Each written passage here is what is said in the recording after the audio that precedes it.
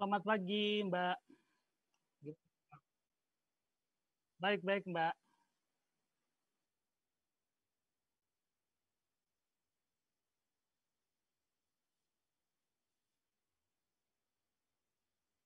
Udah siap, Mbak.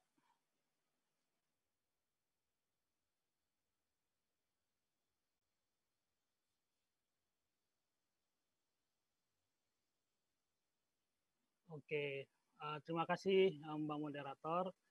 Assalamualaikum warahmatullahi wabarakatuh. Selamat pagi, teman-teman, Bapak-Bapak, Ibu-Ibu, terkait dengan materi yang saya akan bawakan, yaitu bagaimana kita mengenal aplikasi percakapan serta apa aja yang fitur-fitur yang yang ada di dalamnya gitu.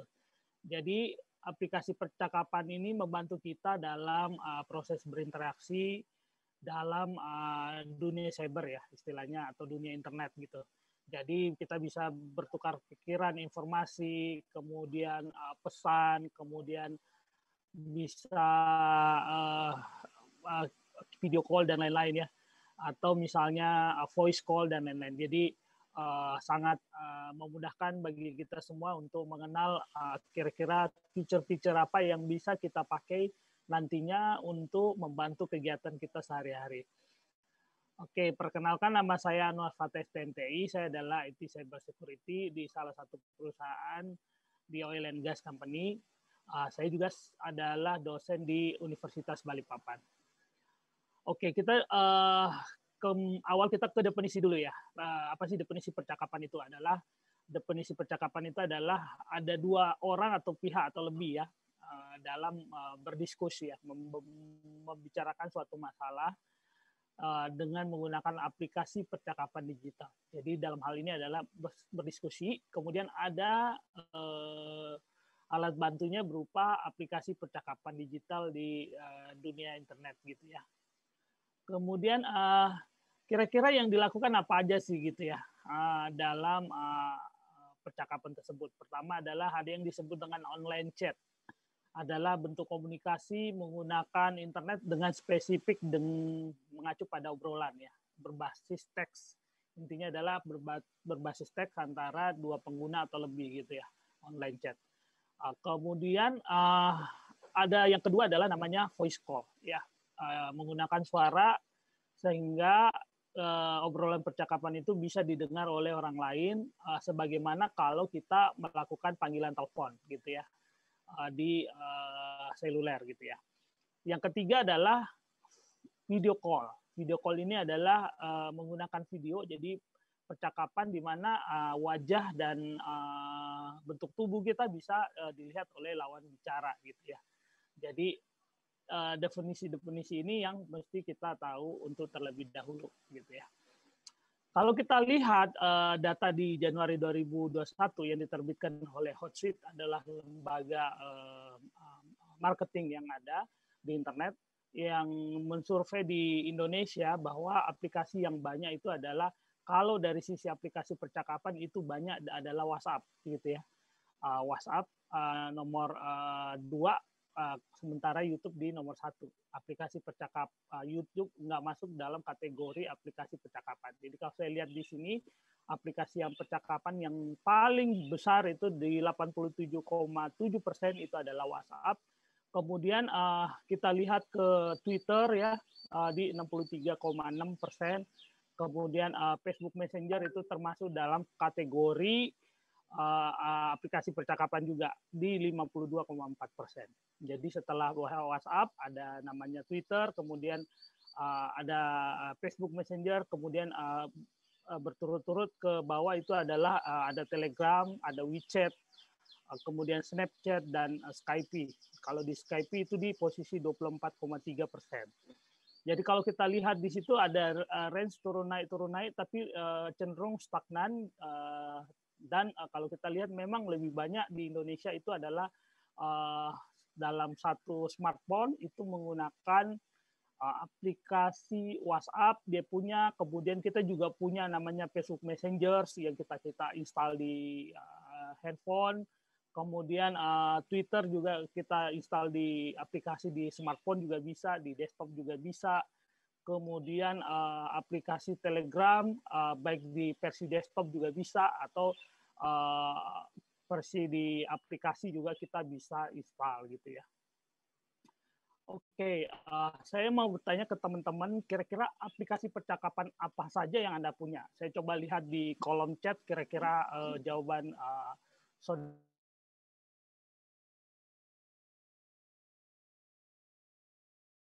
gitu ya. Saya coba pantau kira-kira aplikasinya apa aja nih.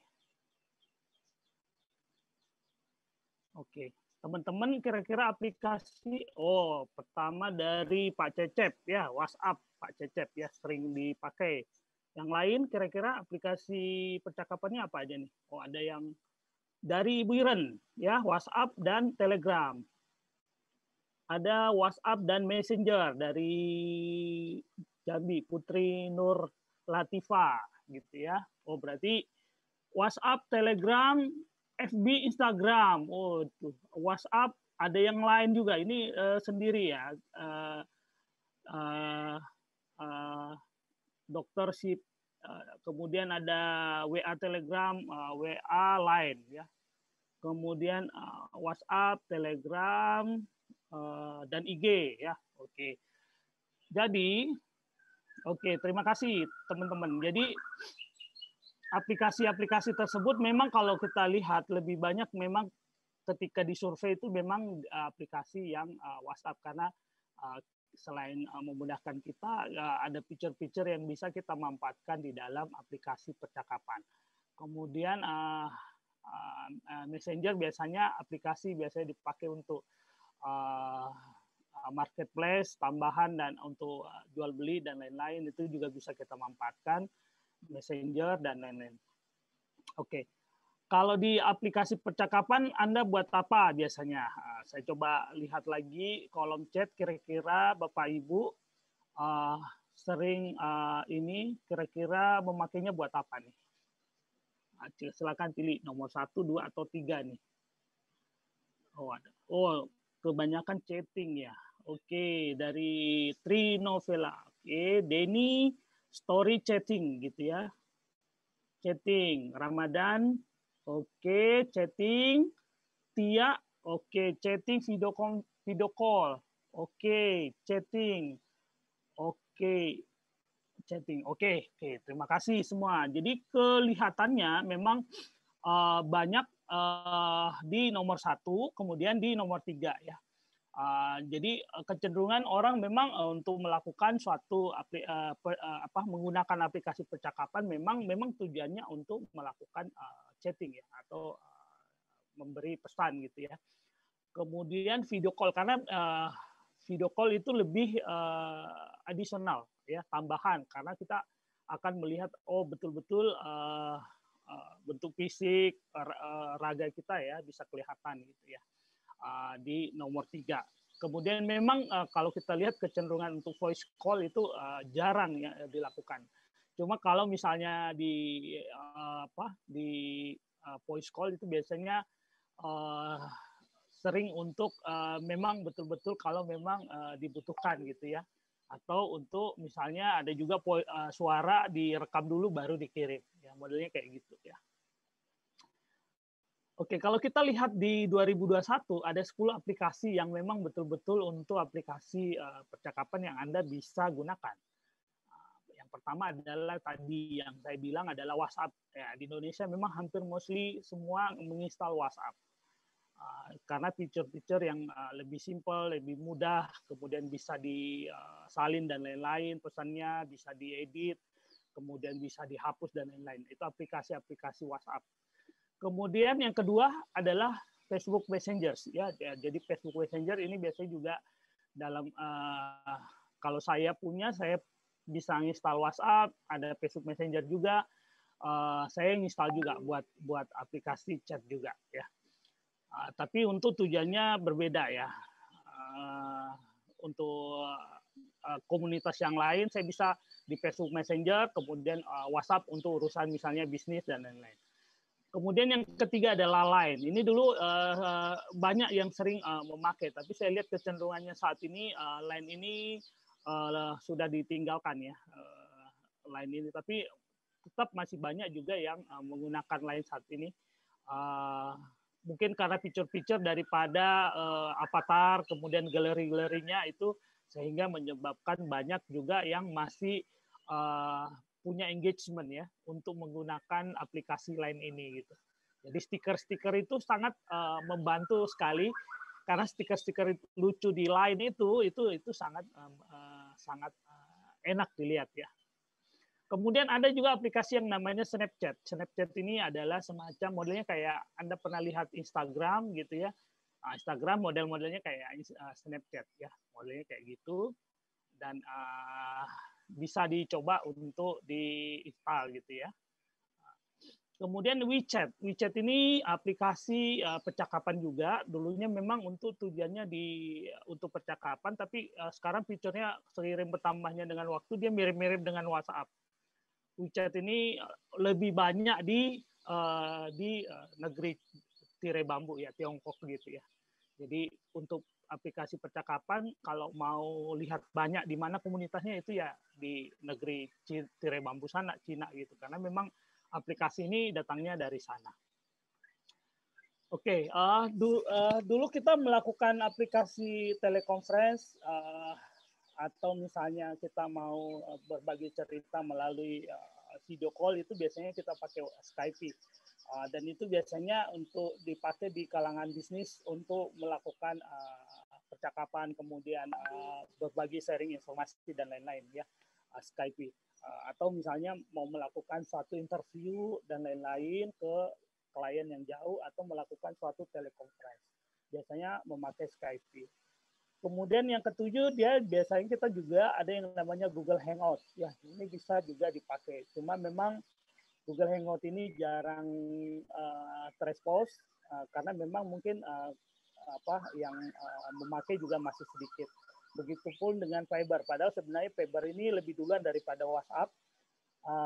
Dan ini biasanya dulu kalau orang menginstal BlackBerry, dia biasanya ada juga aplikasi ikutan dari Viber ini.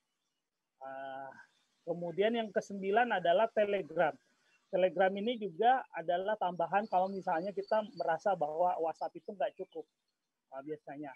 Jadi Telegram ini bisa kita gunakan, dan tempat penyimpanannya juga lebih besar. Kalau kita mau share misalnya video gitu dalam durasi yang panjang gitu ya, dan tempat penyimpanan yang banyak untuk file-file gitu, itu bisa kita simpan di Telegram. Jadi itu banyak juga pengguna tertarik ke Telegram karena itu ya. Dan dari sisi security-nya juga lebih bagus. Yang ke-10 adalah KakaoTalk ya. KakaoTalk ini dari Korea ya. Jadi dulu aplikasi ini populer ya. Tapi saya nggak tahu kenapa tiba-tiba saat ini banyak yang tidak memakai KakaoTalk. Mungkin karena dari sisi penetrasi dan lain-lain, atau dari sisi fitur gitu ya. Ini WhatsApp tadi kita udah bahas, kemudian Telegram juga kita bahas. Kalau WhatsApp biasanya didirikan oleh John Kaum dan Brian Actor ya. Dulu dia adalah karyawan Yahoo gitu ya. Karena itu perkembangan fitur-fiturnya memungkinkan untuk mengirim dan menerima berbagai media, misalnya teks, foto juga bisa, dokumen, video, share lokasi juga bisa gitu ya, menggunakan Google Maps ya. Kemudian Telegram juga sering dipakai, itu didirikan oleh Pavel Durov ya, pengusaha asal Rusia. Ya, jadi dia menciptakan aplikasi Telegram tersebut dan dilengkapi dengan pesan-pesan yang hampir sama dengan yang ada di WhatsApp ya.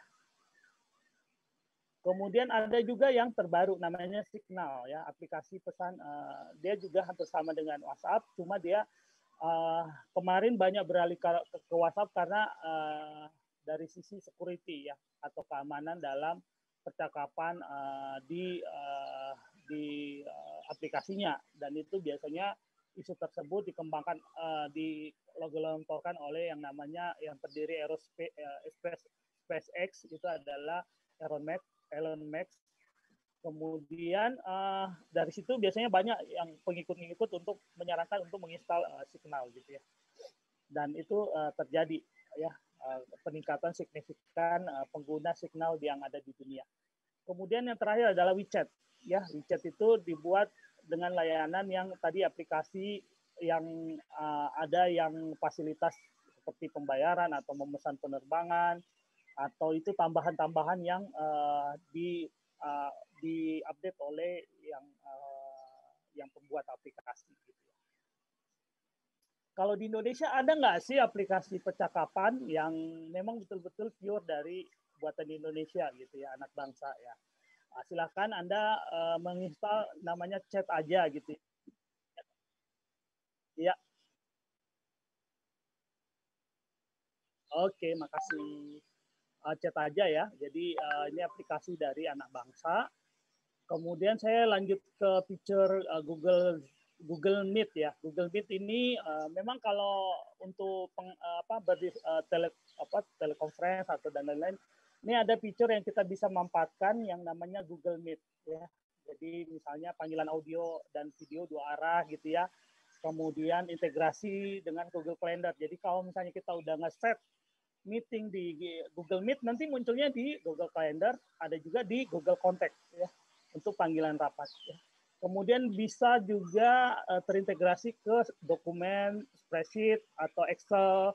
Kemudian untuk presentasi juga bisa diintegrasikan. Ya. Ini kelebihan daripada Google Meet dibanding dengan aplikasi yang lain. Gitu ya. Kemudian ini Zoom juga kita sering pakai, yang saat ini kita pakai adalah aplikasi Zoom untuk kolaborasi video dan audio. Kemudian fiturnya juga, fitur keamanannya juga dienkripsi dari end to end, hasilnya dari satu sisi ke sisi yang lain. Kemudian ada rekaman dan transkrip juga yang kita bisa ambil, kita simpan di lokal atau kita simpan di cloud. Ya. Dan biasanya aplikasi Zoom sudah terintegrasi ke misalnya ke YouTube untuk melakukan siaran langsung. Ya. Oke, ini kelebihan, ada kekurangan Google Zoom dan Google Meet. Misalkan optionnya free, sama-sama free, kemudian price-nya bagaimana? Mungkin agak mahal untuk Google Meet kalau misalnya dihitung persatuan, tapi kalau Zoom lebih murah dalam sisi host-nya. Kemudian Zoom bisa dipakai untuk sampai 1.000, kalau Google Meet maksimal sampai 250 saja gitu ya. Kemudian feature yang lain apa aja? Bisa, kalau Google Meet bisa terencrypt untuk call-nya. Sementara kalau misalnya feature di Zoom itu ada yang namanya polling bisa kita lakukan, kemudian ada whiteboard-nya untuk menulis, mencoret-coret gitu ya. Dan ada juga tambahan enkripsi untuk pemanggilan atau call-nya. Oke. Oke, kalau kita lihat perbandingan antara Zoom dan Google Meet, kita coba bandingkan antara WhatsApp, Telegram, dan Signal. Ya, jadi ini ada tiga aplikasi percakapan yang kita bisa bandingkan. Kalau kita lihat bandingan di sini, itu adalah dari sisi end-to-end tadi enkripsi, kita lihat Telegram sama WhatsApp tidak open source.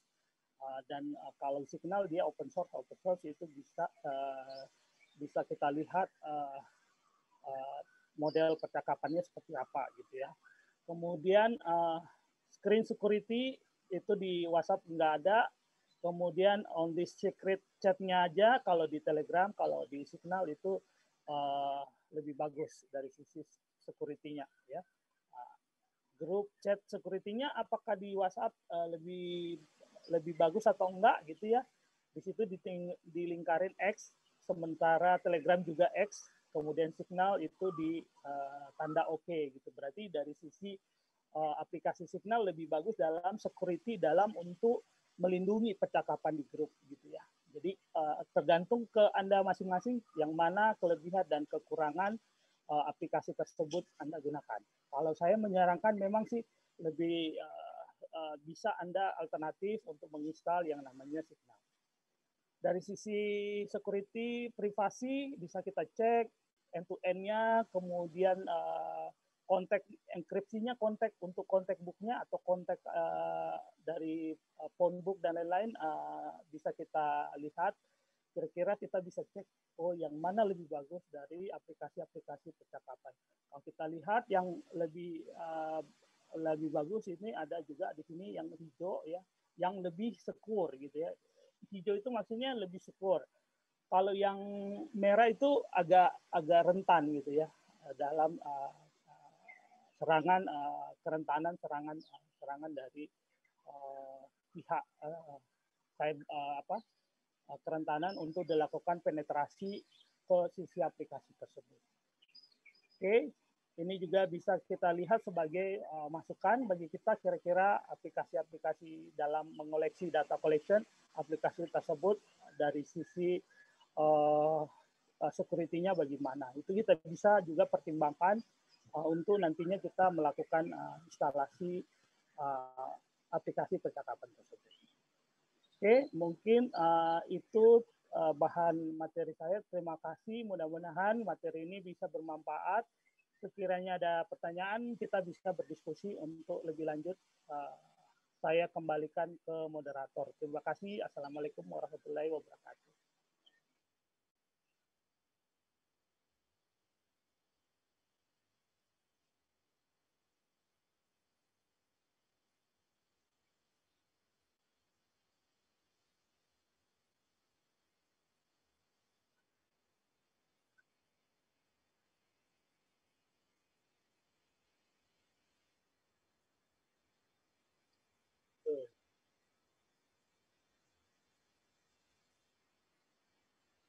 Iya, betul.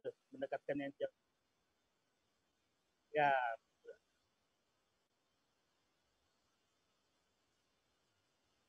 terima kasih.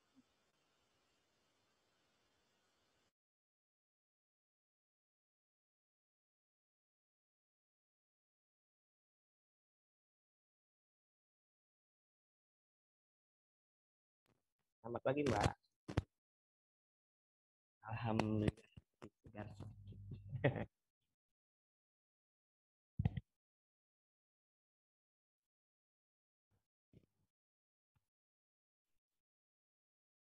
Insya Allah siap.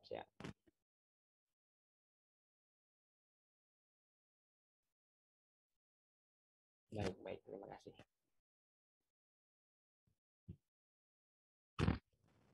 Terima kasih.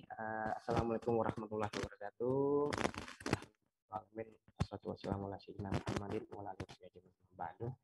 Yang saya hormati Bapak Sumber pada hari ini, yang saya hormati Ibu Moderator dan juga rekan-rekan peserta webinar pada pagi hari ini. Masih pagi ya, udah siap. Izinkan saya untuk memberikan paparan sedikit, mungkin paparan yang bersama. Ada beberapa paparan yang sudah dibahas oleh Pak narasumber yang kedua tadi, Pak Anwar, yang kembali ingin mengingatkan saja bahwa tentang aplikasi apa yang ada di dunia maya saat ini yang kita bisa terima. Izin saya untuk share screen, Bapak Ibu.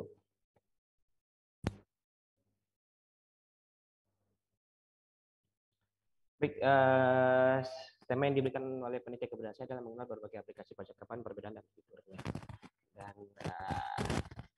yang akan saya sampaikan di sini lebih ke bagaimana kita mengenal apa saja aplikasi yang bisa kita pergunakan dalam kehidupan sehari-hari. Memang tidak sangat banyak sekali aplikasi-aplikasi yang sudah ada yang beredar di media sosial, tapi saya cenderung untuk membahas ada 6 aplikasi yang mungkin bisa kita jadikan apa ya, lebih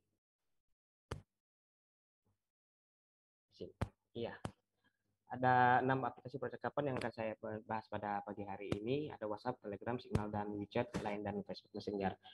Kenapa saya hanya membahas 6 ini? Karena ini adalah hasil dari konferensi saya dengan beberapa kawan yang aplikasi yang paling sering digunakan rekan-rekan yang ada di konferensi.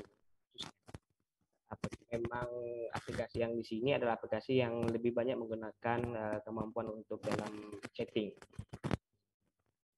Aplikasi yang saya buat ada beberapa hal yang kita perlu ketahui. Kalau percakapan itu saya bagi ada 3, ada bentuk, ada waktu, dan jumlah. Jadi kalau dalam secara bentuk, ada 3 jenis aplikasi yang menawarkan online chat, voice call, dan video call. Dalam secara waktu, percakapan itu saya bagi ada yang real time, ada tunda. Dan kalau secara jumlah ada aplikasi yang bisa kita melakukan percakapan itu, mau online chat, voice call, atau video call itu setelah 2 orang atau lebih. Baik, saya lebih langsung ke WeChat dulu, ke WhatsApp dulu ya. Fitur utama dari WhatsApp itu adalah pertama ada advanced search, ada fitur yang canggih. Nah, ada disappearing message, pesan sementara, kemudian ada always mute, bungkam notifikasi selamanya, storage management, pengaturan penyimpanan berkas atau chat, dan ada grup video call atau video call bersamaan. Banyak sekali sebenarnya fitur utama dari WhatsApp, tapi ini adalah fitur-fitur yang terbaru. Lebih kurang 1 tahun belakangan ini fitur-fitur ini dimunculkan oleh WhatsApp untuk mengembangkan kemampuan WhatsApp sebagai aplikasi yang saat ini ternyata memang menjadi aplikasi utama yang ada dipakai di dunia maya. Kemudian ada Telegram. Telegram ini juga salah satu seperti yang di awal karena sumber pertama kedua tadi, salah satu fitur aplikasi percakapan yang cukup banyak digunakan oleh masyarakat baik di dunia maupun di Indonesia. Karena ada beberapa fitur utamanya seperti custom tema sendiri, jadi kita bisa mengcustom tema yang kita gunakan, kemudian pindah mode malam dan terang. Ya, ini sebuah fitur yang ada kala juga berguna bagi teman-teman yang ingin lebih tampak elegan aplikasinya dalam mode malam dan mode terang. Kemudian berbagi lokasi, kita bisa sharing posisi kita. Kemudian ada fitur kata gelap, dapat memilih kualitas pengiriman video. Nah, ini juga salah satu fitur utama dari Telegram di mana kita bisa memberi share informasi dalam bentuk gambar maupun video, tapi dengan kemampuan untuk memilih kita mau kompresi atau tidak kompresi. Kemudian kecepatan dan keamanan, ada grup Telegram, ada bot Telegram, ada penjadwalan pengiriman pesan terbaru dan fitur slow mode. Itu Telegram. Signal itu seperti yang disampaikan adalah salah satu aplikasi percakapan yang cukup baru, tapi dia punya kemampuan yang hampir mendekati beberapa aplikasi percakapan sebelumnya, WhatsApp dan Telegram. Dia bisa grup video call di desktop, kemudian ada enkripsi end-to-end seperti yang disampaikan tadi bahwa untuk security Signal lumayan mengungguli daripada Telegram maupun WhatsApp. Kemudian bisa menerapkan berbagai perangkat dan mode yang ini tadi seperti saya sampaikan bisa beralih dari terang mode ke dark mode, kemudian ada tanda yang sudah dibaca. Berikutnya, nah ini yang coba saya sampaikan bahwa pemilihan 6 aplikasi tadi juga saya dasarkan dari jumlah yang mendownload, jumlah orang yang mendownload aplikasi ini ada 6 dari Google Play Store. Itu ada WhatsApp Messenger, ada Messenger, ada Telegram, ada Line, ada WeChat, dan Signal Private Messenger. Dan memang seperti yang kita sampaikan tadi sebelumnya bahwa WhatsApp Messenger memang adalah jadi aplikasi idola ya, aplikasi utama karena berbagai fitur kelebihan dan kekurangannya, sehingga WhatsApp menjadi hal yang menjadi aplikasi pertama yang digunakan di dunia. Baik. Walaupun jadi aplikasi yang pertama, ternyata WhatsApp juga memiliki kelebihan dan kekurangan. Berdasarkan hasil yang saya cari, kelebihan WhatsApp itu adalah satu kontak yang ada di HP akan otomatis sinkronisasi. Jadi nggak perlu 2 kali menyimpan. Jadi, terkadang ada aplikasi yang harus 2 kali menyimpan. Satu menyimpan kontak nomornya sendiri, kemudian disinkronisasi dengan aplikasinya sendiri. Kalau di WhatsApp, kemudahannya kita simpan namanya saja dengan nomor kontak, otomatis akan sinkronisasi dengan WhatsApp atau kontak di WhatsApp. Kemudian mudah digunakan. Ini adalah aplikasi yang masalah saya. Kenapa mudah digunakan? Pengguna WhatsApp tidak hanya di sebatas kalangan anak muda, generasi X, ada Y, dan generasi Z. Generasi X yang sebelumnya itu menggunakan WhatsApp karena mudah digunakan, salah satunya adalah gampang saat mendaftar, tidak ribet, dan penggunaan juga tidak terlalu banyak, easy user, sehingga bisa mudah bagi generasi X sebelum kita yang untuk memperhatikan atau menjadi data.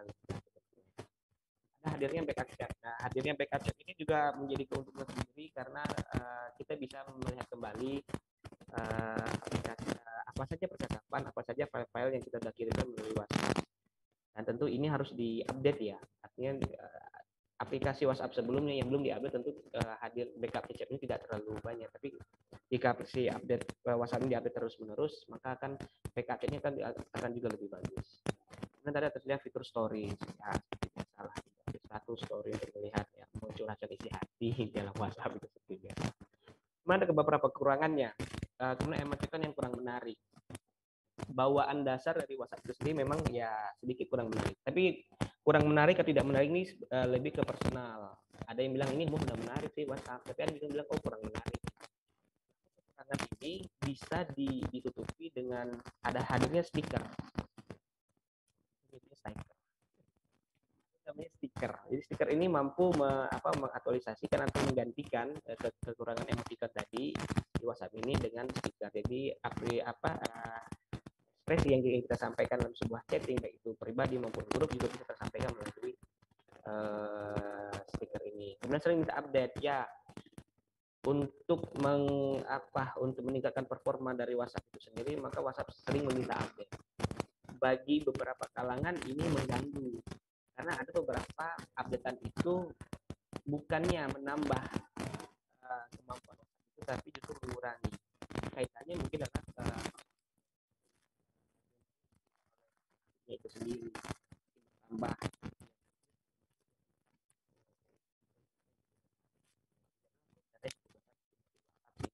lumayan data jumlah memori di dalam. Kemudian ada Messenger tadi tentu di download kelebihannya download secara gratis. Sinkronisasi otomatis dengan Facebook dan sendiri itu akunnya, kemudian ada Messenger, ada mungkin menggunakan semua platform. Jadi Messenger apapun Androidnya, apapun operating sistemnya itu bisa digunakan bisa menggunakan. Ini ada panggilan grup video dan panggilan mode gelap. Sekali lagi dan mode gelap jadi pilihan terkini bagi anak muda. Kekurangannya adalah terpisah dengan aplikasi Facebook. Artinya walaupun kita telah menginstal Facebook, kita tetap juga diminta untuk menginstal Messenger. Walaupun dia koneksi ada, tetapi dia harus terpisah. Kekurangan ini juga karena ada beberapa aplikasi yang juga bisa secara sinkron langsung. Ada yang membosankan. Ya, Facebook Messenger untuk ya one man show gitu, hanya berdiri sendiri. Tapi dia kalau berada dengan Facebook, maka sebenarnya itu relatif bukan membosankan. Istilahnya relatif. Kita harus memiliki akun Facebook, lagi-lagi bahwa Messenger tidak bisa berdiri sendiri, dia harus punya akun Facebook dulu, kemudian bisa menggunakan Facebook. Berikutnya ada Telegram, ini salah satu aplikasi yang pertama ada kurang pemilik. Ya.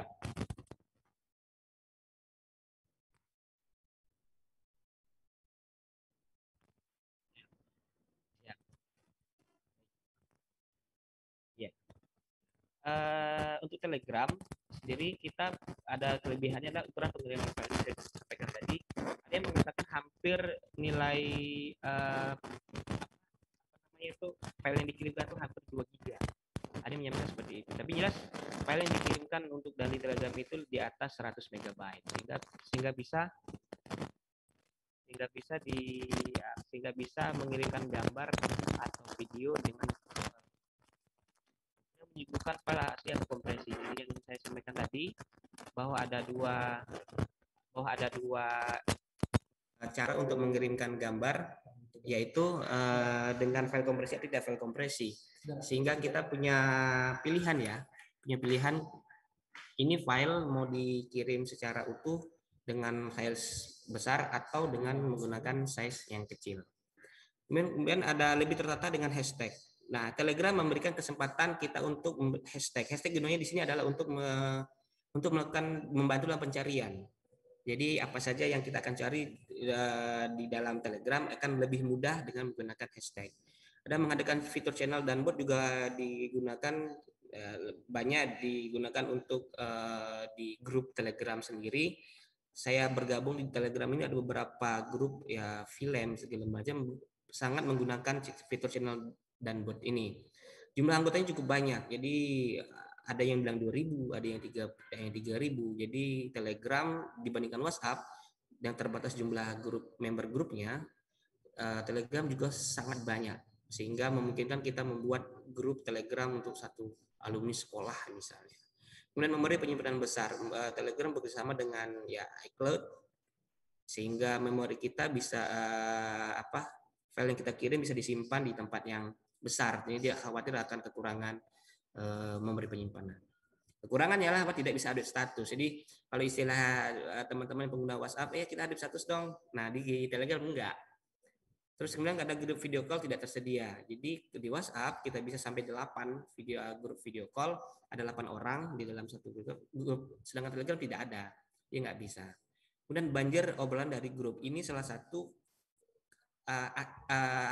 efek dari kelebihan bahwa Telegram bisa mengakomodir jumlah anggota yang banyak. Nah, maka grup itu banjir obrolan dari grup juga akan jadi salah satu efeknya. Tidak dapat melakukan enkripsi karena enkripsinya adalah tidak open source. Jadi seperti yang disampaikan sebelumnya di bawah, salah satu kelemahan Telegram itu tidak ada melakukan enkripsi. Kemudian ada fitur story. Jadi ya lagi-lagi Telegram bukan pilihan untuk teman-teman yang ingin mencurahkan isi hati melalui status atau story. Telegram lebih banyak digunakan untuk yang hal-hal yang serius. Oke, berikutnya ada Line. Kelebihannya adalah grup Line dapat menampung hingga 100 member, banyak ya. Dapat digunakan untuk menelepon orang tanpa harus membayar tagihan pulsa. Seperti biasa, kita bisa menggunakan Line untuk menelepon internet. Nomor telepon sebagai nomor identitas dari akun seperti WhatsApp juga langsung bisa dipergunakan. Gunakan QR code untuk menambah teman. Tersedia emoticon cukup banyak. Nah, ini salah satu kelebihan lain yang saya suka adalah emoticon yang cukup banyak. Jadi lumayan sih. Kadang-kadang satu hari itu chat menggunakan Line tidak menggunakan kata-kata, tapi lebih menggunakan emoticon. Mau minum, makan, lapar, haus, sedih, nangis, menggunakan emoticon. Lebih seru sih karena juga emoticonnya juga ada yang GIF, jadi filenya gerak. Yang terdapat fitur blacklist ID, kita bisa mau ngeblok orang-orang yang tidak inginkan dan dapat digunakan di PC. Kekurangannya mengirim maupun menerima data belum stabil. Fitur call akan berjalan baik jika minimal menggunakan sinyal 3G atau HTTPA. Ukuran aplikasi yang cukup besar. Nah, tiga ini berkaitan kekurangannya itu. Mengirim maupun menerima data belum stabil memang khususnya kami di Tanjung Barat ini terkendala. Line sering terkendala karena sinyal kita yang sering mandek. Nah, akhirnya memang Line juga tidak terlalu sering digunakan dalam artian untuk chatting yang harus real time pada saat itu kita kebutuhan, tapi lebih ke bermain saja kalau di Tanjung Barat karena kita bermasalah pada sinyal di sini. Ukuran aplikasi yang cukup besar juga mengakibatkan bahwa Line akan mengambil porsi yang cukup besar dalam memori sehingga terkadang ada teman yang udah install Line tapi bikin menghambat, akhirnya mereka cabut ya install aplikasi Line karena yaitu ukuran cukup sangat besar dan sangat mempengaruhi performa dari Android kita. Ada WeChat sering digunakan sebagai marketplace karena informasinya WeChat ini banyak digunakan di rekan-rekan di Tiongkok atau di Cina, maka hampir 80% penggunanya ini adalah orang-orang yang aktif dalam pembelian online. Atau WeChat jadi sebagai wadah untuk marketplace. Karena menjadi sebagai marketplace, WeChat menyediakan opsi pembayaran cashless, ada warna WeChat Pay ya, sehingga bisa membayar transaksi di sana. Mudah dalam mengetahui aktivitas teman terbaru, jadi kita bisa melihat apa yang dikerjakan teman, dapat menyembuhkan orang tertentu, kita bisa hidden, hanya dengan goyang shake untuk menemukan teman baru, cukup digoyang-goyang dapatkan teman yang baru. Adanya fitur look around, lihat sekeliling kita bisa melihat kondisi teman yang lain. Kekurangannya lah anggota grup yang terbatas. Kemudian fitur goyang shake hanya tertuju pada negara tertentu, itu di Cina. Informasinya hanya di Cina yang bisa menggunakan shake ini. Semua anggota grup memiliki kebebasan untuk mengubah nama grup. Ini jadi kalau ada grup di WeChat, adminnya rame-rame. Jadi kita bisa ubah-ubah sendiri nama grupnya.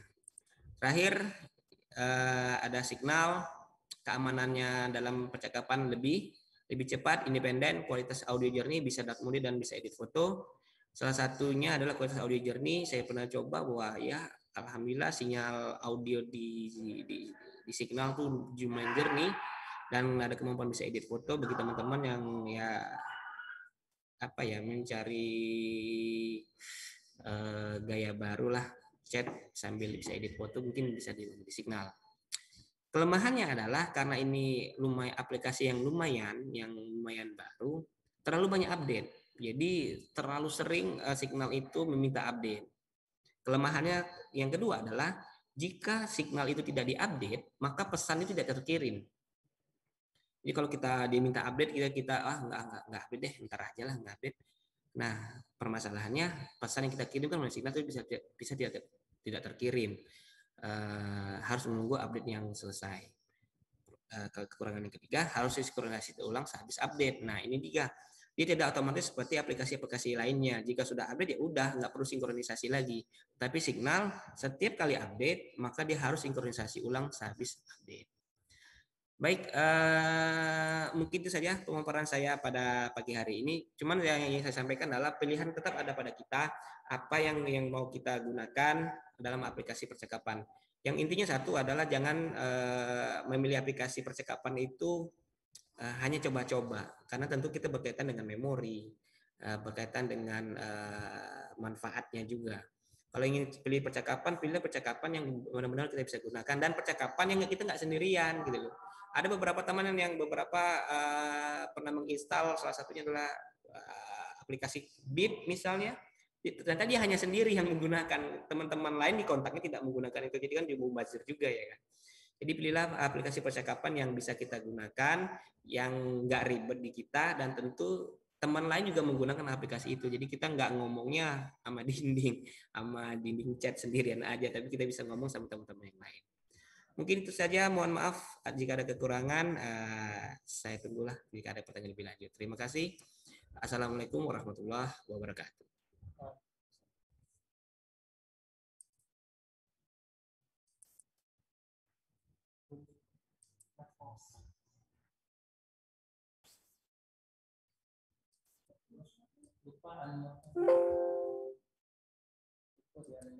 Lupa di unmute ya.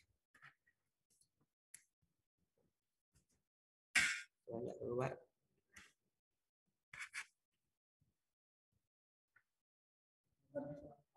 Suaranya nggak keluar, Mbak. Izin, Mbak moderator, suaranya nggak keluar. Oke, siap.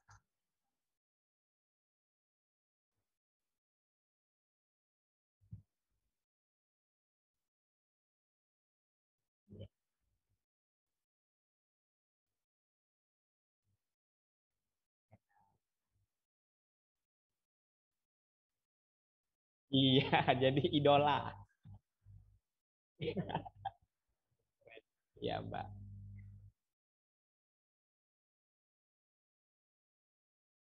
Sama-sama.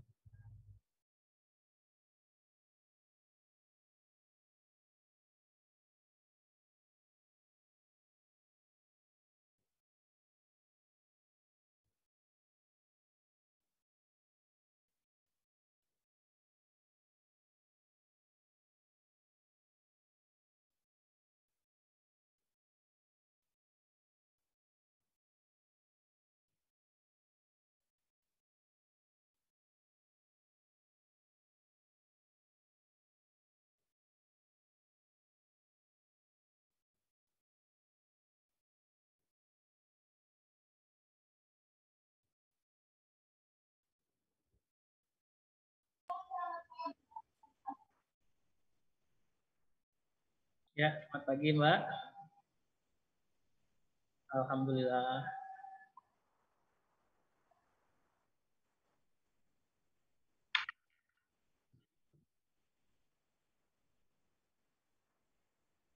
Ya, siap.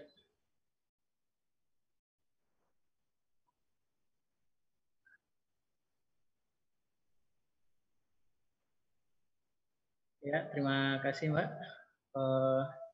Izin share screen.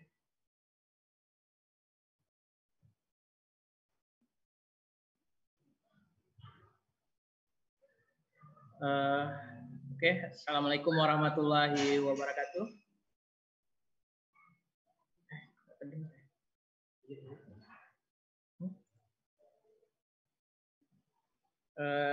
Ya, kenakan. Ya, ini karena saya udah narasumber terakhir ya. Biasanya ada juga yang sudah mulai agak bosan gitu kan. Jadi izinkan saya awali dengan pantun dulu gitu kan.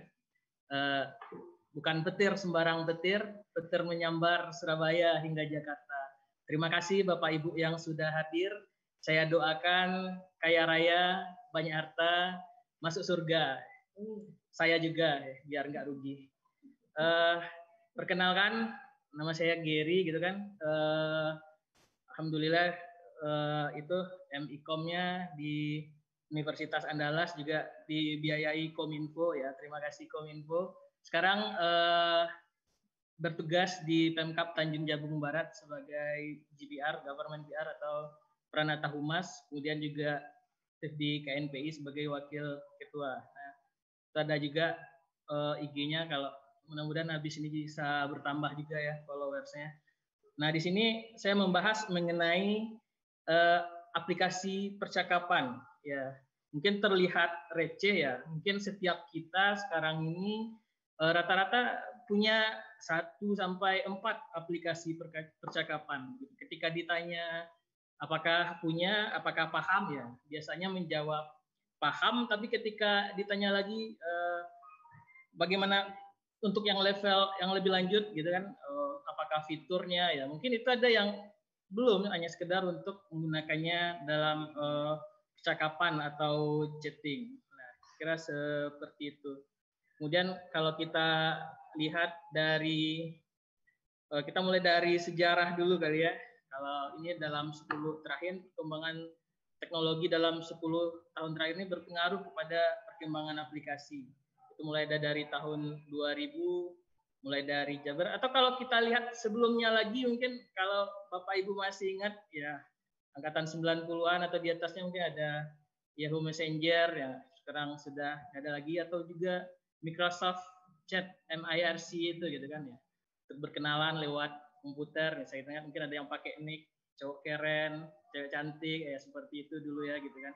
Terus berkembang sampai sekarang ada Jabber, hingga sekarang di tahun 2008 juga itu bisa dilihat di filenya ada Facebook, mulai membuat Facebook Messenger, kemudian sekarang ada WhatsApp gitu kan. Kemudian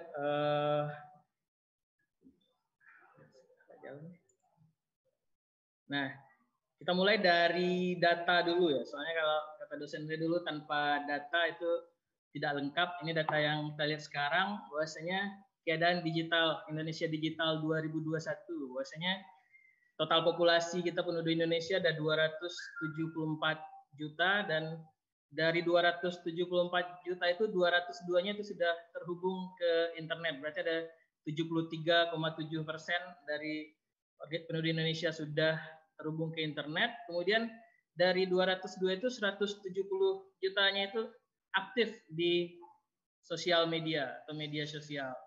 Kemudian datanya untuk platform media sosial yang paling banyak digunakan. Nah kan itu kalau dari datanya kita lihat itu sebagian besar itu berbasis kepada aplikasi percakapan. Itu mulai dari yang tertinggi itu ya YouTube, kemudian untuk WhatsApp ada 87,2% dari pengguna aktif itu semuanya memiliki WhatsApp. Kemudian ada Facebook Messenger, Line, kemudian Telegram, WeChat, Snapchat, sama Skype gitu kan. Nah, sehingga dari itu kita perlu memahami hal yang berkaitan dengan ada yang menganggap antara media sosial dan aplikasi percakapan itu sebenarnya berbeda gitu kan. Nah, media sosial berkaitan dengan aplikasi percakapan, namun perbedaannya di situ dilihat. Kalau media sosial sebagai ruang berinteraksi, kemudian aplikasi percakapan itu media interaksional, kemudian platform bersyarat, kemudian berbasis aktivitas untuk menjalin komunikasi. Nah, kemudian ya kenapa kita harus memahami aplikasi percakapan, yaitu kita lihat kita harus tahu juga fitur-fitur yang ada di dalamnya.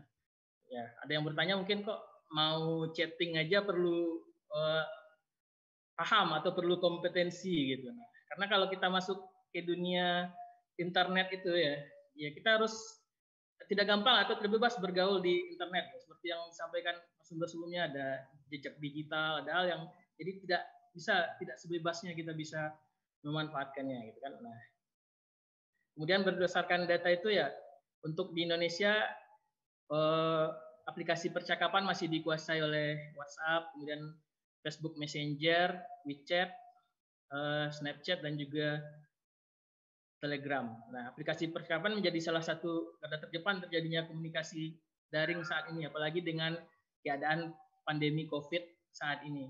Jadi komunikasi kini lebih banyak terjadi dalam jaringan, sehingga pengamanfaatan aplikasi percakapan sangat tinggi. Dan lalu kalau kompetensi yang berkaitan dengan aplikasi percakapan itu di sini ada, kita harus bisa mengakses itu dalam artian ya internet ya, mungkin semua sudah bisa. Kemudian kalau dalam mengakses ya mungkin seperti sekarang kita lagi Zoom, ada yang sinyalnya mungkin hilang timbul gitu kan. Nah, jadi kita juga harus punya kemampuan juga untuk mencari titik agar mendapat akses internet yang terbaik gitu.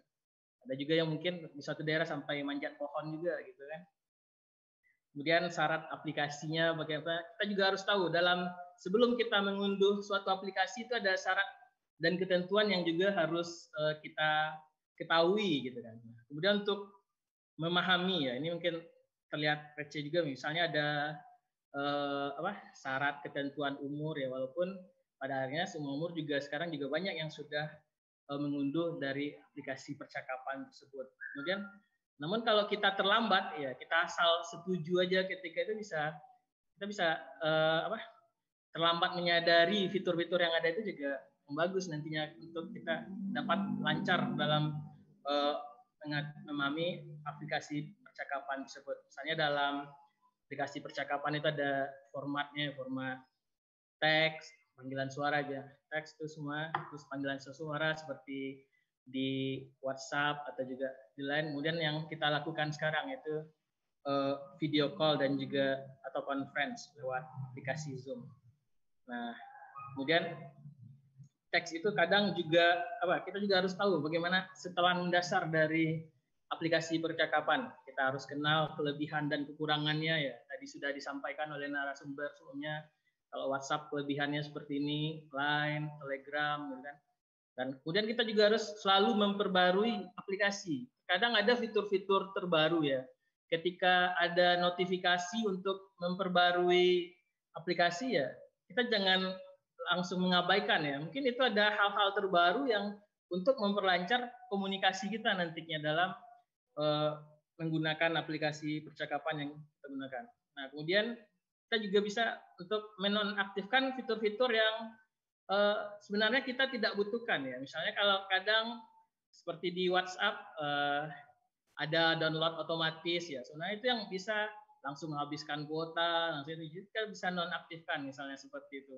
Jadi kita bisa mengendalikan informasi yang tidak kita inginkan dalam setting aplikasi, atau grup kita terlalu banyak gitu ya. Mungkin ada beberapa yang sepertinya tidak terlalu urgen, kita itu bisa kita nonaktifkan notifikasi dari atau pemberitahuan dari grup tersebut, misalnya seperti itu, atau menghapuskan download otomatis itu kira-kira. Kemudian memahami simbol dan aplikasi ya. Terkadang kalau kita di aplikasi itu seperti WhatsApp atau lain itu ada emoticon atau emoji gitu kan. Ya, itu membantu kita. Kalau kita cuma menggunakan teks, kadang terlihat datar. Kita mau ngomongnya marah atau santai atau lagi kalau kita orang nggak bisa, berarti itu nantinya kita lengkapi dengan emoji di belakangnya. Cuma kita juga harus paham mengenai emoji yang ada. Misalnya seperti yang simbol yang pertama ini saya gunakan. Itu sebenarnya gambarnya itu tertawa, kita lagi tertawa sampai keluar air mata karena kita tertawa gitu kan. Cuma kalau kita tidak paham, kadang ada juga gitu kan, pernah ada yang ngirim ucapan duka cita gitu kan, ada yang meninggal misalnya kan. Nah, kemudian diakhiri dengan emoji nih. Ini kan bisa salah makna jadinya gitu kan. Maksudnya dia menganggap ini menangis gitu kan. Padahal ini adalah untuk kita tertawa misalnya seperti itu. Kemudian kita juga harus paham bagaimana simbol dengan menggunakan budaya tertentu. Mungkin ada yang hal-hal simbol-simbol tertentu yang tidak cocok dengan kultur atau budaya tertentu. Kemudian kita juga menyeleksi penggunaan emoji itu kepada siapa ya, misalnya kepada dosen ya, nggak mungkin pakai emoji yang seperti itu misalnya. Nah, jadi kita harus seleksi, kita harus lihat dulu lawan bicara. Kemudian juga hindari penggunaan simbol yang berlebihan, ya, sehingga mengganggu lawan bicara ya, sampai banyak emoji yang digunakan di saat kita menggunakan aplikasi. Jadi kalau sebenarnya kita paham fitur-fitur yang ada di aplikasi percakapan itu ya sebenarnya nggak ada yang receh gitu kan. Kita pahami semua yang ada di aplikasi. Kemudian penggunanya disesuaikan dengan konteks budaya, lingkungan agar tidak ada ketersinggungan. Nah, kemudian kita juga harus bisa melawan hoax atau berita bohong lewat aplikasi percakapan. Bagaimana agar kita bisa terhindar dari itu ya?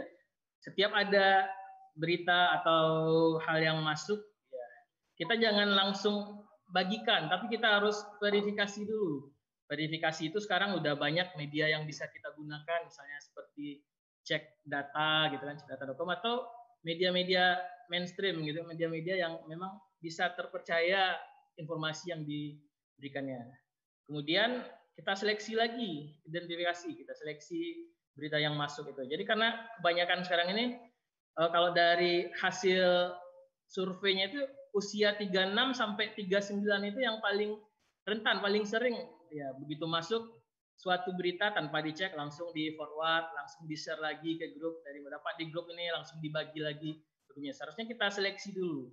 Nah, kemudian yang ketiga baru kita pertimbangkan urgensi dan manfaat dari apa yang mau kita share tersebut, gitu kan. Kita cek, kita pilih lagi ini bermanfaat ya, apa manfaatnya kalau nggak ada manfaatnya atau tidak ada itu ya nggak usah kita bagikan lagi gitu. Nah, kemudian ini agar terhindar dari membagikan konten negatif atau kabar bohong ya, kita harus paham bahwa memproduksi konten itu ya, konten negatif itu melanggar hukum, ada pasalnya dalam Undang-Undang ITE.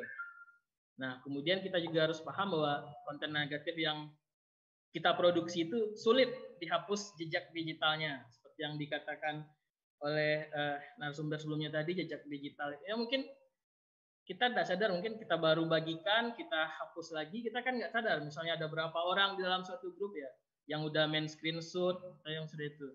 Jadi kalau untuk yang ketiga, jika kita sudah terlanjur untuk memproduksi konten ya, kita segera hapus ya, atau kita ralat dari hal yang telah kita lakukan. Jadi aplikasi percakapan ini sebaiknya kita kan untuk sinergi atau kolaborasi dalam memberikan manfaat untuk sesama gitu kan. Kita gunakan itu untuk memberikan atau men-sharing atau memposting hal-hal yang baik ya. Seperti kata Presiden juga, penuhi setiap aplikasi, setiap sosial media dengan konten positif, bukan untuk kolaborasi. Jadi kalau sekarang ini kita tidak bisa ini akun saya ya, Facebook saya misalnya, atau WhatsApp saya atau lain saya ya, terserah saya mau ngapain di situ.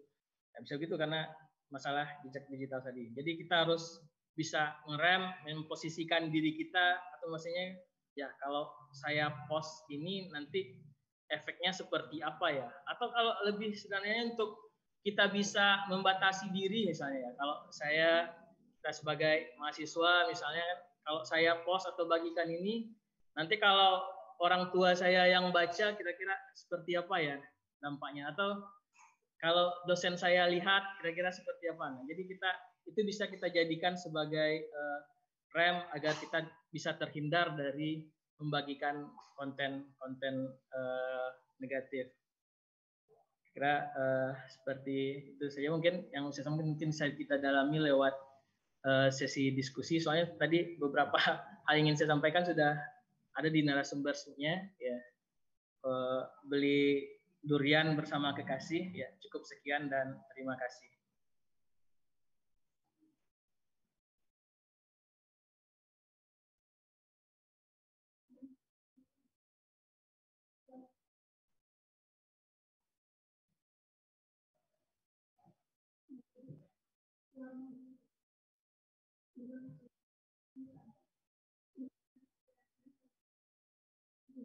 Oh ya,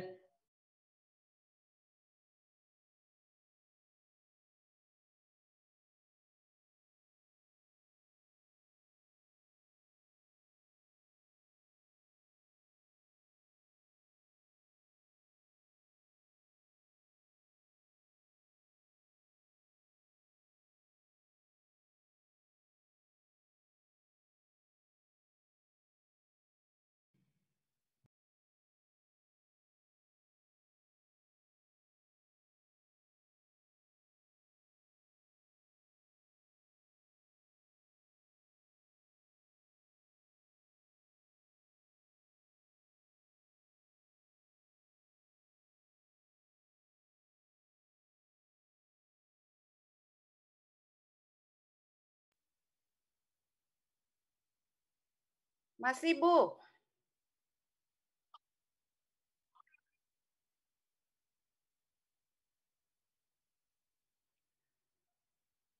Assalamualaikum warahmatullahi wabarakatuh.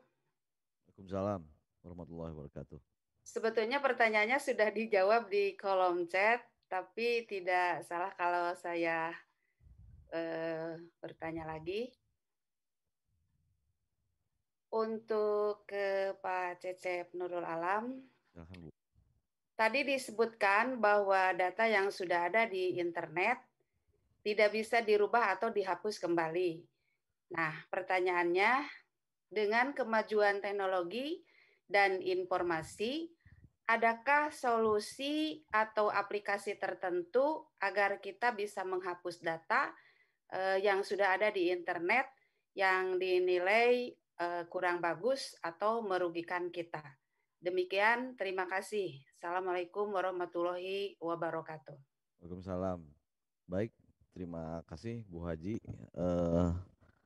Ini sebetulnya intinya gini. Jadi data itu tidak ada yang benar-benar hapus hilang gitu kan. Meskipun ada beberapa aplikasi yang untuk membantu, misalnya kayak untuk Twitter gitu kan, kita bisa gunakan tweet delete gitu kan, menghapus semua posting, hashtag dan seterusnya gitu kan. Atau misalnya untuk Facebook bisa menggunakan aplikasi exfoliate gitu kan, atau misalnya bisa pakai justdeleteme.com gitu kan. Ya itu ada beberapa aplikasi ya.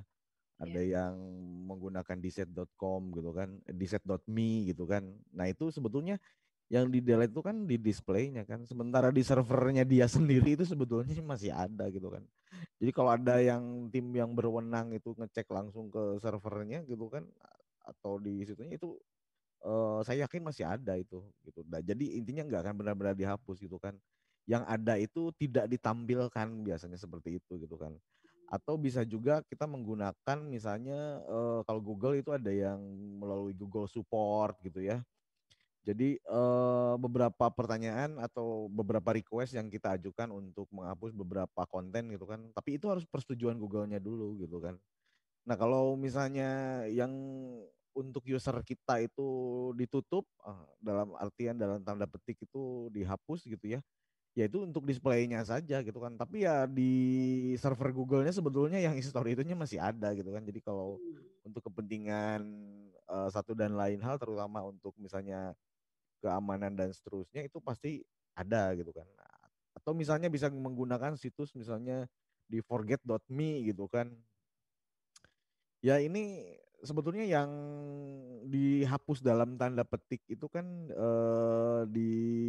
ditutup info displaynya gitu kan. Tapi ya sebetulnya kalau di servernya saya yakin mereka tidak akan gegabah menghapus semua seperti itu gitu kan. Jadi kalau untuk kepentingan data, untuk kepentingan yang lain, misal kepentingan negara atau keamanan, itu ya bisa diungkap lagi gitu kan. Jadi intinya daripada mengobati gitu kan, ini kan mengobati kan, data udah terlanjur ada pengen dihapus gitu. Jadi lebih baik mencegah gitu. Jadi ikuti saran-saran yang tadi kita bicarakan aja gitu kan, kontennya diisi yang baik-baik gitu kan.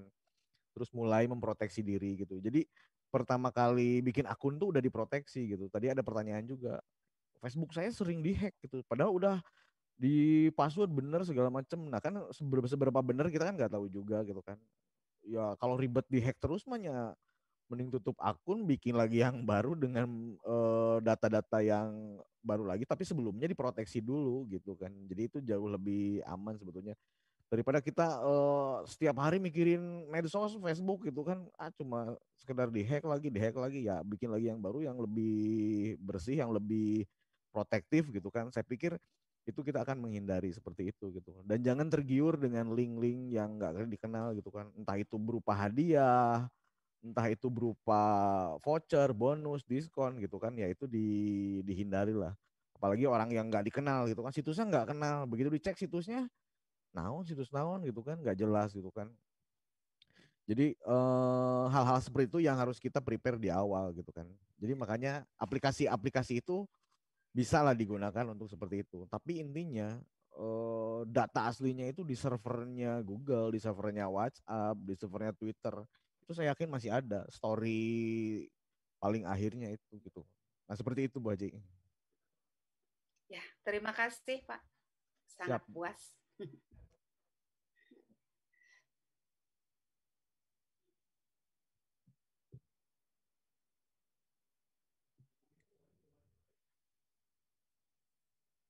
Ya siap.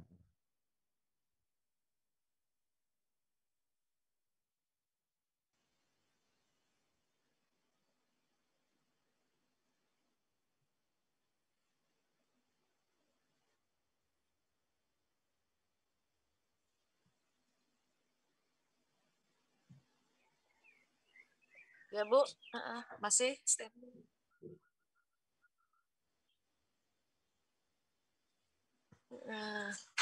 Baiklah Bu, tadi saya mendengar tentang WeChat kalau nggak salah, tadi beberapa macam aplikasi kayak WhatsApp, Telegram, tadi ada 10 kalau nggak salah. Salah satunya adalah WeChat.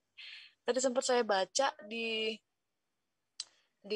tampilan narasumber itu bahwa WeChat itu bisa digunakan untuk apa ya, menanggulangi transportasi, kalau sama memesan transportasi online kalau nggak salah ya. Nah, berarti WeChat ini sedikit berbeda dengan WhatsApp dan Telegram. Nah, terus bagaimana cara penggunaan dari WeChat tersebut? Terima kasih, Bu.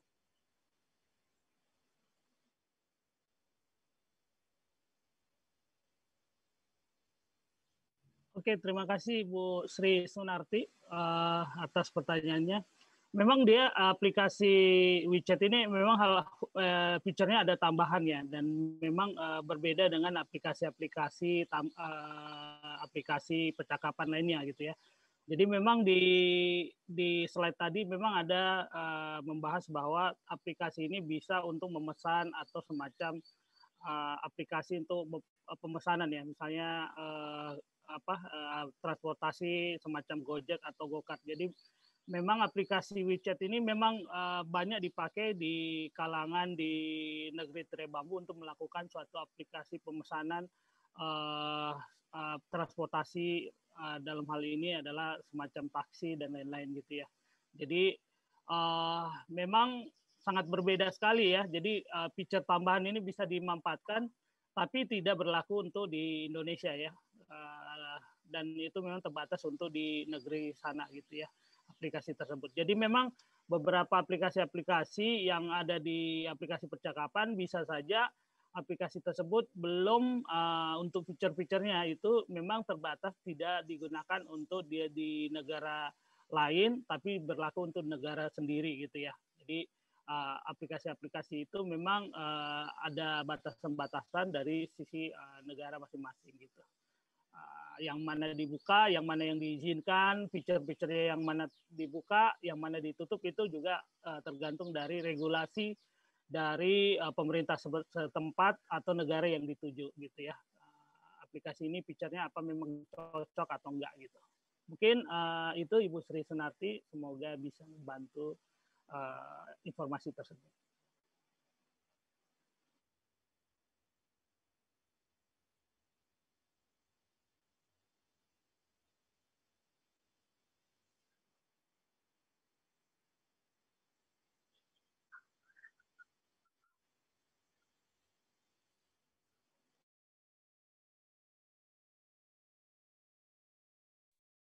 Masih?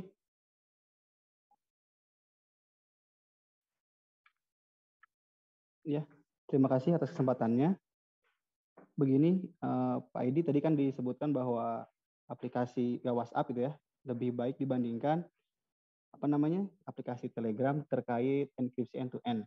Nah, selanjutnya jika diperlukan ya istilahnya apa namanya mengawasi seorang atau penyadapan gitu Pak ya, apakah bisa pihak berwenang atau ya negara tadi kan ya udah dibalas di chat, dan kemudian apakah ada notif enggak ke kita sebagai user bahwa kita tuh diawasi atau disadap begitu Pak. Terima kasih.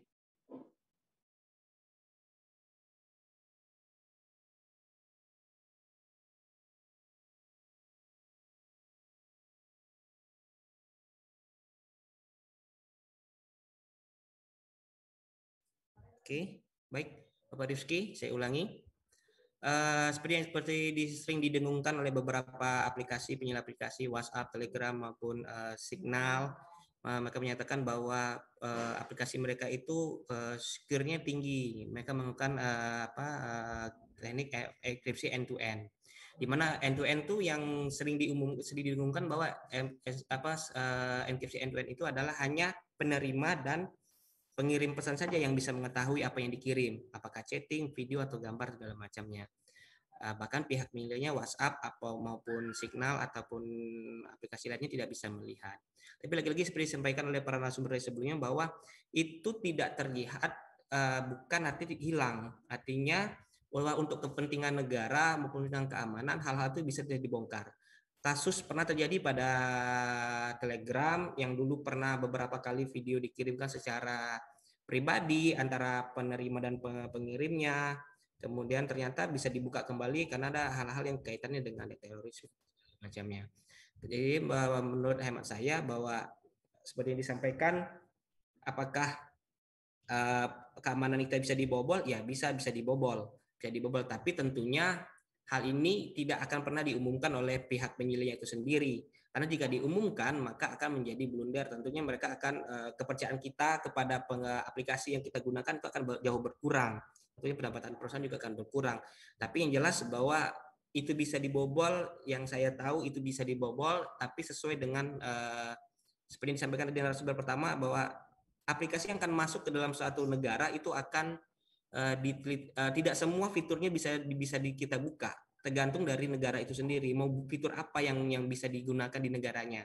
Seperti WeChat tadi, bahwa WeChat hanya bisa digunakan, share-nya itu hanya bisa digunakan di Cina, tapi Indonesia nggak bisa gitu. Nah, artinya ada fitur-fitur sendiri yang bisa dibuka, ada fitur-fitur yang nggak bisa kita akses. Dan sekali lagi bahwa tidak ada yang aman pada dasarnya, di dunia maya, karena semua ada jejak digital yang kita pengguna hanya tidak mengetahui apakah kita jejak digital itu tersimpan dengan rapi atau bisa diakses siapa saja orang yang bisa mengakses jejak digital itu gitu. Walaupun penyelia menyatakan bahwa kami enkripsi end to end, bahwa ini hanya Anda dan teman-teman Anda saja yang bisa mengetahui yang Anda sampaikan, kami WhatsApp atau Telegram atau yang tidak bisa mengetahui, tapi lagi-lagi data itu pasti tersimpan. Dan untuk kepentingan negara, untuk keamanan tentu bisa dibuka. Mungkin itu saja Pak Rizky, mudah-mudahan ya bisa menjawab pertanyaannya. Terima kasih.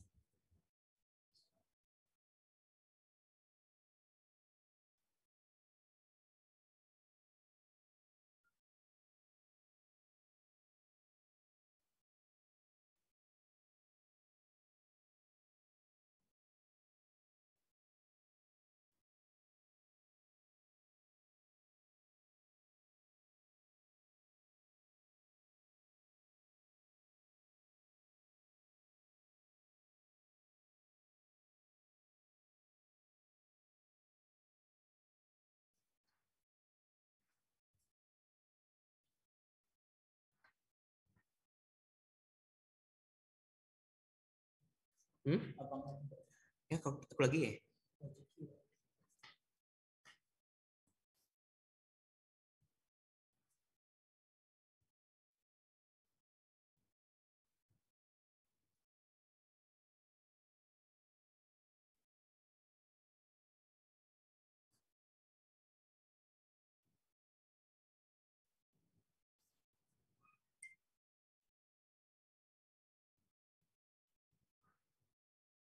Is apa Is? Ini tentang apa Is? Ya.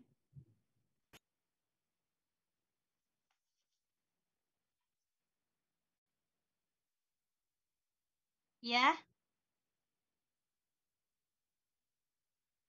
baik. Terima kasih. Untuk pertanyaannya, bagaimana tips membuat password suatu akun agar tidak mudah dihack atau dibobol, serta aplikasi antivirus apa yang dianjurkan yang aman untuk digunakan pada ponsel? Demikian, terima kasih.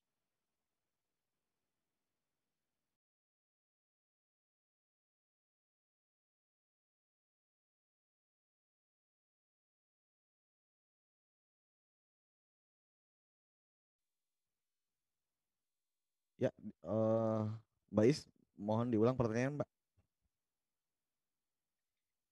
Tip password akun ya, agar tidak mudah dihack ya. Halo?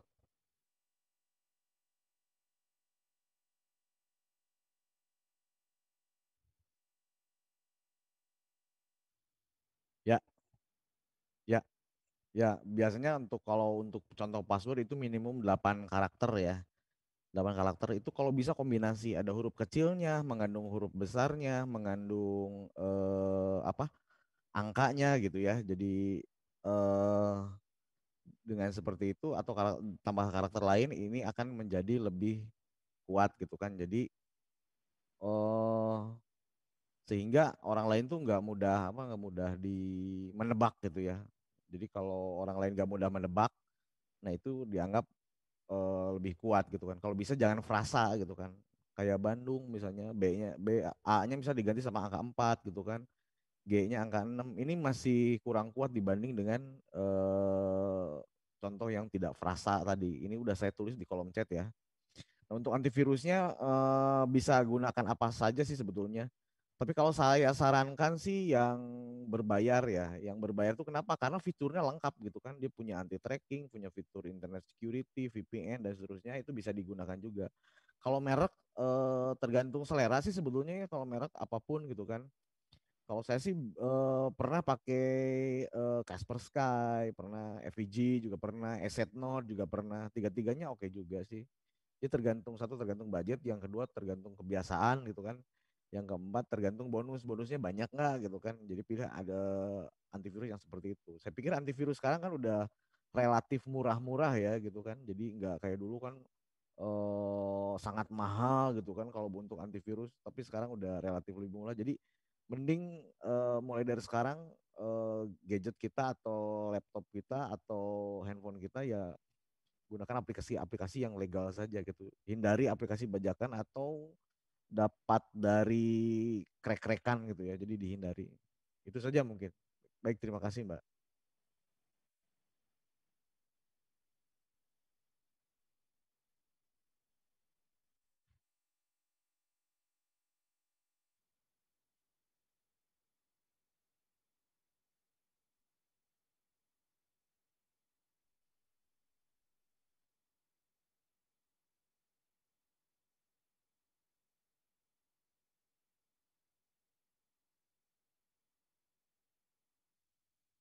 Tulisan.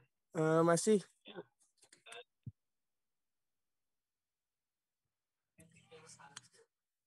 Baik, Bu. Sebelumnya mohon maaf tidak diaktifkan kameranya karena sinyal. Kepada Bapak Gary, mungkin pertanyaannya, apakah harus ada edukasi tentang simbol-simbol percakapan tersebut kepada para pengguna aplikasi percakapan agar tidak salah ketika digunakan? Oke, terima kasih. Sebenarnya ya kita harus paham dengan maksud dari masing-masing simbol ya. Kalau kita lihat tadi kan penggunaan simbol itu kan untuk memperkaya teks kita biar tahu emosi apa ya ketika ya. Kalau kita cuma tulis teks itu kan datar saja, kita nggak tahu emosi apakah lagi marah, apalagi senang, apalagi ketawa. Nah, penggunaan emoji itu kan untuk biar lebih tahu. Nah, makanya kita harus paham kalau kita memang harus tahu itu ada, kalau kita searching itu ada makna dari masing-masing emoji itu gitu kan. Misalnya ada emoticon yang misalnya ada lagi tersenyum, ada simbol-simbol seperti love itu ya, itu mengatakan bahwasanya kita lagi berbunga-bunga gitu kan. Atau seperti yang Ganda tadi yang sering salah dipahami tadi, misalnya lagi ketawa terus ada air mata, sebenarnya itu kan karena saking itu rasa senangnya ketawanya itu sampai keluar air mata. Jadi itu sedang disalahpahami seperti ya kira itu suasana menangis. Jadi kita harus harus paham, harus kita cari, kita harus tahu masing-masing dari emoji tersebut, dan itu ada panduannya tentuan untuk arti dari masing-masing emoji itu. Kalau kita searching itu misalnya itu ada banyak tutorial mengenai itu semua gitu kan. Misalnya kita googling aja itu ada misalnya ekspresi, ada yang lagi melambaikan tangan seperti ini misalnya gitu kan. Itu ya itu artinya hai misalnya gitu kan. Atau emoji misalnya ada seperti tangannya ke atas ya, itu seperti mempersilahkan, seperti gambaran seorang customer service yang siap untuk menjawab pertanyaan. Jadi masing-masing emoji yang ada di aplikasi percakapan itu ada maknanya, dan itu kita harus paham agar tidak terjadi kesalahan seperti tadi ya. Maksudnya berduka cita ya yang digunakan simbol ketawa. Kalau seandainya orang itu paham atau orang itu mengenal kita ya, oh ini cuma salah menggunakan emoji. Tapi kalau yang membaca itu tidak kenal dengan kita ya otomatis wah ini dia kok ada orang meninggal dia kasih emoji ketawa gitu kan. Jadi orang bisa berprasangka buruk justru kepada kita gitu kan. Apalagi kita kirim di grup gitu kan, innalillahi wa inna ilaihi rajiun misalnya. Terus emojinya seperti ketawa sambil menangis tadi. Nah kan itu kan kalau orangnya nggak kenal dengan kita ya dia bisa berprasangka buruk kepada kita gitu. Jadi memang emoji itu memang harus kita ketahui makna dari masing-masingnya seperti itu.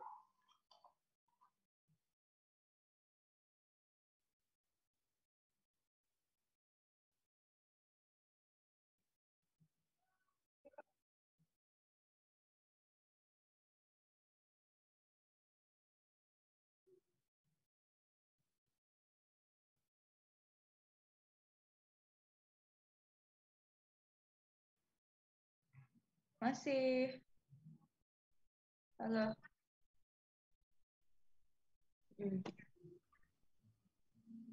Oke, baik. Terima kasih atas materi yang sudah disampaikan dari keempat Bapak narasumber. Jadi luar biasa. Emang benar jadi reminder kita ya kalau memang bersosial media itu harus kita perhatikan sekali keamanannya. Baik keamanan akun kita ataupun keamanan dari jejak digital kita gitu kan. Apalagi sekarang itu banyak banget loh Pak yang modus-modus penipuan ya, yaitu ngehack akun WhatsApp orang atau ngehack akun Instagram orang, terus pada ngechat atau nge-DM seluruh kontak yang ada di sana tuh untuk minta sumbangan gitu kan. Itu banyak sekali. Itu mungkin juga karena kurangnya keamanan dari si pemilik akun itu gitu. Jadi sepakat banget emang kita tuh harus memperhatikan apa saja yang kita posting, apa saja yang kita sebarkan, apa saja yang kita buka. Jadi jangan sampai jejak digital kita tuh jadi jadi memancing orang-orang itu untuk berbuat kriminal gitu. Gitu Mbak.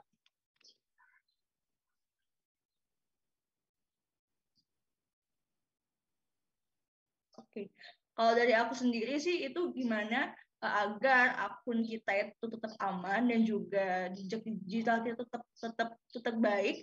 Itu pertama kalau untuk biar meminimalisir ya hackers itu aktifkan 2 faktor keamanan, yaitu factor autentik ya, itu kalau di Instagram sama di WA itu ada kan. Kita aktifkan itu, jadi nggak sembarang orang tuh bisa masuk ya. Kalau login kan dia harus tersambung dulu ke nomor handphone kita gitu. Kemudian yang kedua kalau dari aku passwordnya itu memang yang cari yang sulit, jangan yang kayak misalnya jangan yang tanggal lahir yang udah ditebak gitu kan. Kalau itu kan mudah banget ditebaknya gitu. Nanti yang kombinasi itu yang cukup sulit. Terus juga hindari juga membuka website yang berbahaya ya, kayak website pornografi itu kan itu banyak sekali virus-virusnya gitu.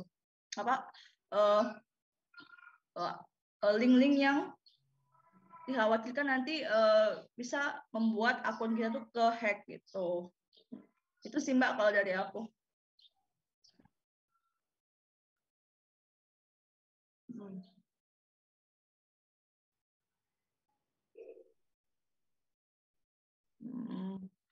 Kalau saking bebasnya sih, kalau sebebas apapun kayaknya sih aku nggak terlalu bebas ya. Cuman memang pernah karena ada suatu kejadian tuh pernah aku ngebahas suatu fenomena lah ya di Instagram saat itu. Jadi mungkin ya namanya pengguna akun sosial media yang bermacam-macam pikirannya, bermacam-macam sudut pandangnya, mungkin pasti ada aja yang kontra dengan kita, ya nggak semuanya yang pro kan. Jadi pernah aku ngebahas berpendapat lah di sana, saat itu ternyata ada followers aku tuh yang nggak sependapat sama pendapatku. Jadi akhirnya diserang juga itu di DM gitu, dikirimi hate speech gitu. Jadi emang kita harus hati-hati ya kalau untuk berpendapat, jangan sampai itu menyinggung perasaan ras atau kelompok atau agama tertentu. Gitu.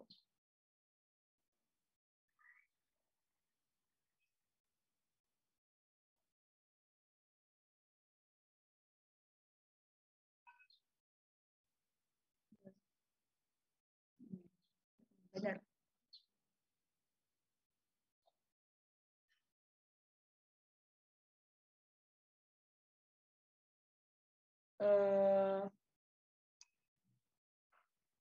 Oke, jadi sosial media itu ibaratkan dua mata pisau.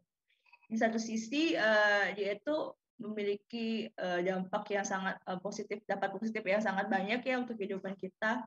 Jadi dengan adanya sosial media itu kita jadi terbantu sekali, baik itu berkomunikasi maupun dalam mencari berbagai macam informasi-informasi di luar sana. Tetapi media sosial juga bisa punya sisi yang memiliki dampak negatif juga jika kita salah dalam menggunakannya. Gitu. Jadi memang harus bijak dalam bersosial media. Gitu.